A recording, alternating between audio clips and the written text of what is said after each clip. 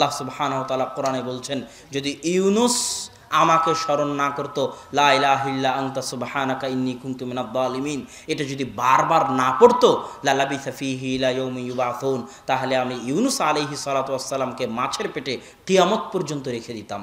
এটা হচ্ছে আল্লাহর স্মরণের গুরুত্ব, আল্লাহর জিকিরের গুরুত্ব।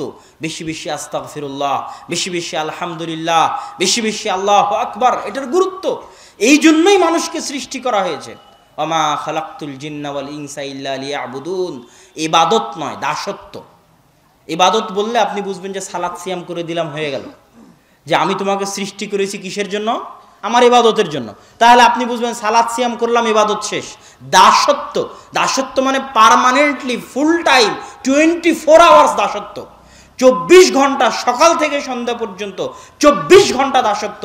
আর আল্লাহর দাসত্ব এত মজার, এত মহান, এত ফজিলতপূর্ণ যে নিজেকে পরিপূর্ণরূপে আল্লাহর দাসত্বের সামনে সঁপে দিবে, সে পৃথিবীর সকল দাসত্ব থেকে মুক্ত হয়ে যাবে। আল্লাহু আকবার। যে সম্পূর্ণরূপে নিজেকে আল্লাহর দাসত্বের সামনে সঁপে দিবে, সে পৃথিবীর সকল দাসত্ব থেকে মুক্ত হয়ে যাবে। পৃথিবীর কেউ টাকার দাস, পৃথিবীর কেউ নারীর দাস, পৃথিবীর কেউ বইয়ের দাস, পৃথিবীর কেউ সন্তান সন্ততির দাস, পৃথিবীর কেউ আত্মীয় স্বজনের দাস, পৃথিবীর কেউ প্রধানমন্ত্রীর দাস, পৃথিবীর কেউ চেয়ারম্যান মেম্বারের দাস, পৃথিবীর কেউ টাকাওয়ালার দাস। প্রত্যেকটা মানুষ কোনো না কোনো স্তরে কারো না কারো দাসত্ব করছে।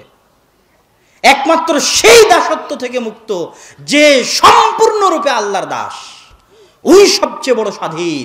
কিসের 1971 সালের আর 1947 সালের স্বাধীনতা? সবচেয়ে স্বাধীন, 100% স্বাধীন সে যে 100% আল্লাহর দাস, 100% আল্লাহর গোলাম। ইব্রাহিম যেমন। এই জন্য আমি বলেছি বহু বক্তব্যে, তাওহীদ যার ভিতরে আছে, ওই পারমাণবিক বম, ভয়ঙ্কর অস্ত্র, যে সম্পূর্ণরূপে 100% আল্লাহর গোলাম, ওকে পৃথিবীর কেউ থামাতে পারবে না। ও পারমাণবিক বমের চাইতে শক্তিশালী, অ্যাটম বমের চাইতে পাওয়ারফুল। কেন? ও হচ্ছে সবচেয়ে স্বাধীন, আর পৃথিবীর সবাই গোলাম। সবার পায়ে জিঞ্জির বাঁধা আছে, কোনো না কোনো কিছুর জিঞ্জির, চাকরির জিঞ্জির, বাপ মায়ের জিঞ্জির, সন্তান সন্ততির জিঞ্জির, বইয়ের জিঞ্জির, টাকার জিঞ্জির, ক্ষমতার জিঞ্জির। সবাই দাস, সবাই গোলাম, কেউ স্বাধীন নয়। একমাত্র স্বাধীন সেই যে ইব্রাহিমের মতো 100তে 100 আল্লাহর গোলাম। এই জন্য আল্লাহর আব্দ, আল্লাহর বান্দা হওয়া, এটাই সবচেয়ে মর্যাদার। এই জন্য আল্লাহ সুবহানাহু ওয়া তাআলা যখনই তার রাসূলকে ডেকেছেন, তখন বান্দা বলে ডেকেছেন। আশহাদু আন্না মুহাম্মাদান আবদুহু ওয়া রাসূলুহু, যে মুহাম্মদ আমার বান্দা। কেন? বান্দা হওয়ার মধ্যে মুহাম্মদ সাল্লাল্লাহু আলাইহি ওয়াসাল্লাম যখন আল্লাহর দাস হয়ে গেলেন, তখন উনি পৃথিবীর সবচেয়ে শক্তিশালী রাজা, সবচেয়ে শক্তিশালী বাদশা। পৃথিবীর কিছুই তখন তার সামনে টিকতে পারবে না। কারো ক্ষমতা, কারো চোখ রাঙ্গা নেই, কোনো কিছুর ফিতনা, কোনো কিছুর বাধা, রিজিকের ভয়, রুজির ভয়। যে আল্লাহর বান্দা, আল্লাহ হচ্ছে আল গানি। আল্লাহ কি?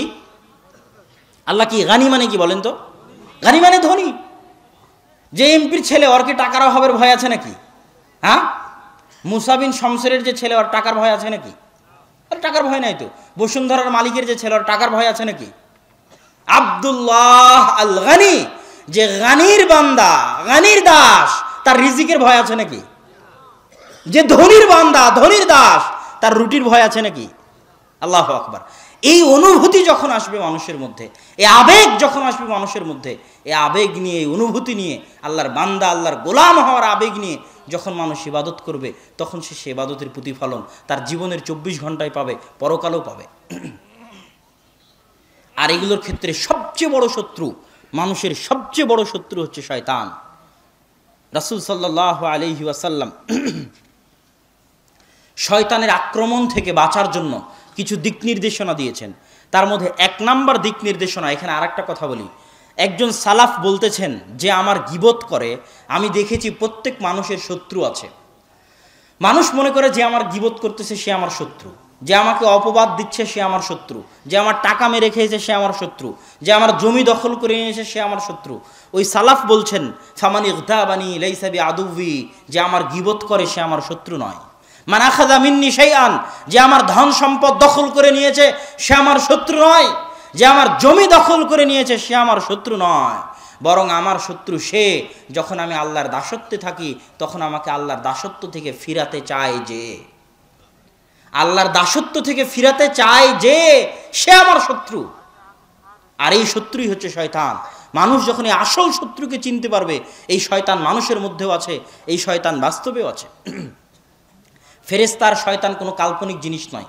আল্লাহ পুরো পৃথিবীতে সঠিক সময়ে সূর্য উঠতেছে, সঠিক সময়ে রাত হচ্ছে, দিন হচ্ছে, শীত আসতেছে, সঠিক সময়ে বর্ষা হচ্ছে, কোথায় বৃষ্টি দেওয়া লাগবে, কোথায় মেঘ যাওয়া লাগবে, কোথায় কার জান কবজ করা লাগবে, কোথায় ভূমিকম্প, কোথায় অক্সিজেন, কোথায় করোনা ভাইরাস, কাকে আরোগ্য, কাকে অসুখ, সারা পৃথিবীর অগণিত কাজ এত সুচারুরূপের ম্যানেজমেন্টের মাধ্যমে, এর চাইতে দক্ষ ম্যানেজমেন্ট পৃথিবীতে আর নাই, কোনো কোম্পানির নাই। এত দক্ষ ম্যানেজমেন্টের মাধ্যমে সারা পৃথিবীর কাজ আল্লাহ পরিচালনা করছেন, সবগুলো ফেরেশতা দিয়ে। আল্লাহ জুনুদুল্লাহ, আল্লাহর বাহিনী হচ্ছে ফেরেশতা। আর এই ফেরেশতার বিপরীতই হচ্ছে শয়তান, সারাদিন লেগে আছে আপনাকে পথভ্রষ্ট করার জন্য।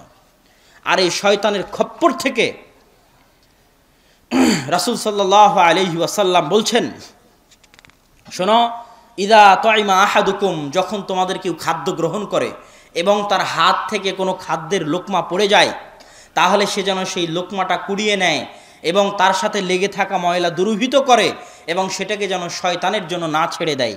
আর শোনো, যখন তোমাদের কেউ খাদ্য গ্রহণ করে তখন যেন প্লেট চেটে যেন খাদ্য গ্রহণ করে, কেননা কেউ জানে না কোন দানায় কোন খাবারে বরকত রয়েছে, সেটা যেন সে শয়তানের জন্য না ছাড়ে।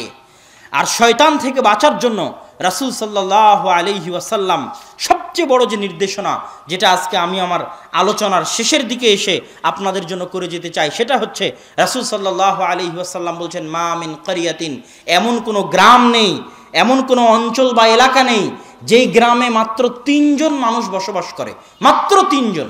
আর ওই 3 জন মানুষ সালাত কায়েম করে না জামাতের সাথে।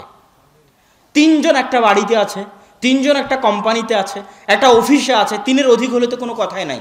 অন্তত পক্ষে 3 জন কোনো মুসলমান এক জায়গায় আছে আর সেখানে জামাতের সালাত কায়েম করে না, ইস্তাহওয়াযা আলাইহিমুশ শয়তান, তাদের উপর শয়তান আক্রমণ করবে, তাদেরকে শয়তান ধরে ফেলবে, তাদেরকে শয়তান খেয়ে ফেলবে। শয়তান থেকে যদি বাঁচতে চাও, জামাতে সালাত কায়েম করো, মসজিদের সাথে সম্পৃক্ত থাকো, জামাতের সাথে সম্পৃক্ত থাকো। জেনে রাখো, শয়তান পালবিহীন ভেড়ার প্রতি আক্রমণ করে যেমন একটা সিংহ, একটা বাঘ পালবিহীন ছাগলের প্রতি আক্রমণ করে, জামাতবিহীন মানুষের প্রতি শয়তান ঠিক সেভাবে আক্রমণ করে। এই জামাত 5 ওয়াক্ত সালাতের জামাত, মসজিদ ভিত্তিক জামাত।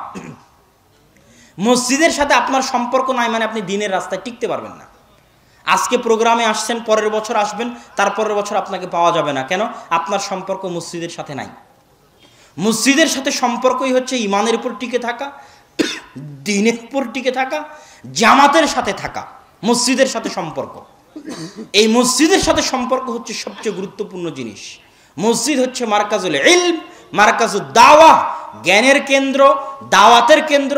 মসজিদ একটা সংগঠনের চাইতে শক্তিশালী, মসজিদ একটা দলের চাইতে শক্তিশালী। মসজিদের সাথে সম্পৃক্ত থাকার মাধ্যমে নিজের ঈমানকে মজবুত রাখতে হবে।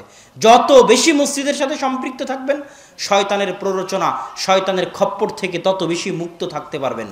في القلب مشاعر أخفيها قد أشرقت الشمس عليها عن خطط لم أعبأ فيها ستكون بأيامي فرقا فحياتي قبل الحلقات تيه بضياع بشتاتي